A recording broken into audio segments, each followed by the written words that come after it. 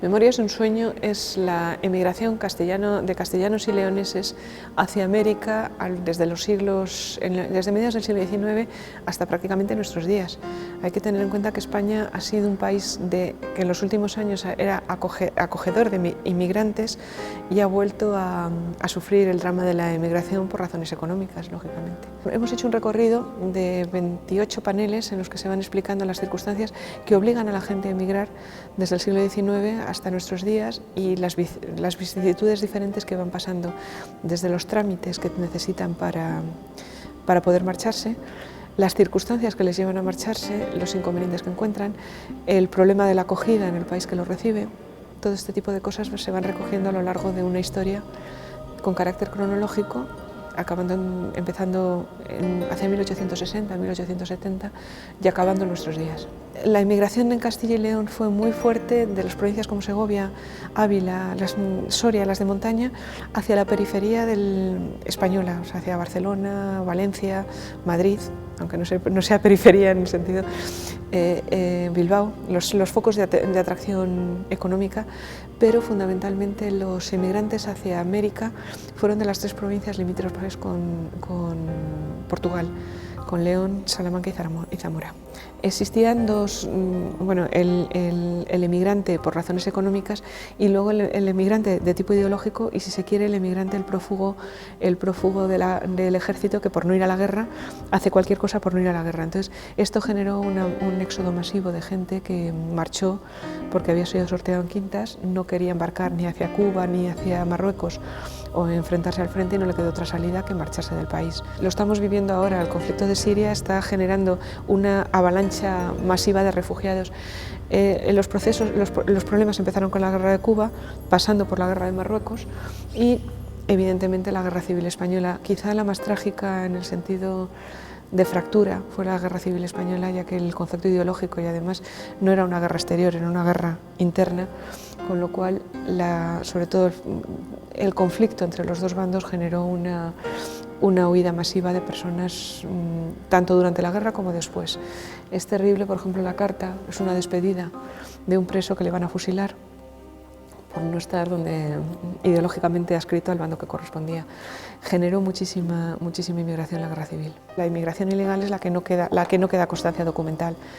Hay que tener en cuenta otra cosa, que el número de pasaportes falsificados, de permisos de migración falsificados era altísimo. Esto generaba un comercio, un tráfico negro comercio negro de documentos que falsean las cifras, evidentemente, pero sí hubo bastante, sobre todo al final de la guerra civil, los restos del Frente Republicano fueron emigraciones bastante masivas.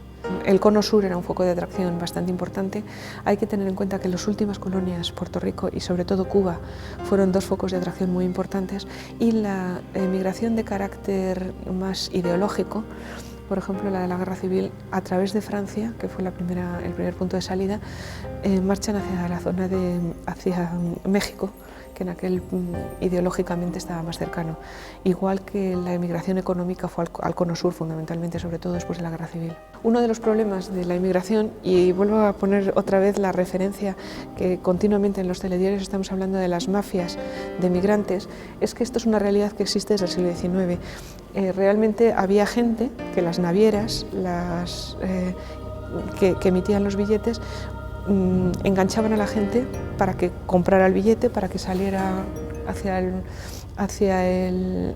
marchara hacia América, siempre con el trasfondo del fraude en muchos casos, el engaño, el sobrecoste de precio.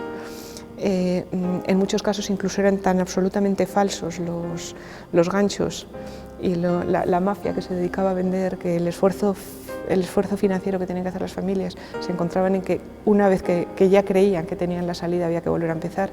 Era realmente trágico, y el fraude que generó una vergüenza, vamos. Inmigrantes a México, Argentina, Cuba, encontraron dos cosas. Primero, familiares que habían ido previamente, que les acogen y los reciben, y luego el movimiento de asociaciones, que en ese momento es muy fuerte. De hecho, hay muchísimas, en los países americanos de América del Sur, muchas asociaciones de castellanos leoneses que emigraron y que siguen teniendo, en cierto modo, relación entre ellos. Entonces, esto facilitaba la acogida y facilitaba la canalización económica de estas personas dedicadas al comercio, que a lo mejor entraban en un comercio de un pariente, de alguien de la asociación, dedicadas a determinadas actividades industriales o agrícolas en relación con alguien algún conocido de origen que les inserta en la sociedad en la que reciben.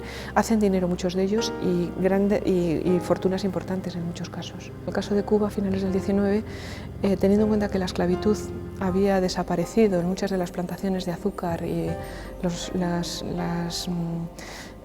grandes cafetales, lo que eran las actividades agrícolas latifundistas, pues en muchos casos lo que hicieron fue emigración de carácter ilegal para poder contar con mano de obra a precios irrisorios y contar con que esta gente venía en unas condiciones de supervivencia, no de poder discutir un precio de un salario, por ejemplo. Entonces, en regímenes, en muchos casos, de casi esclavitud.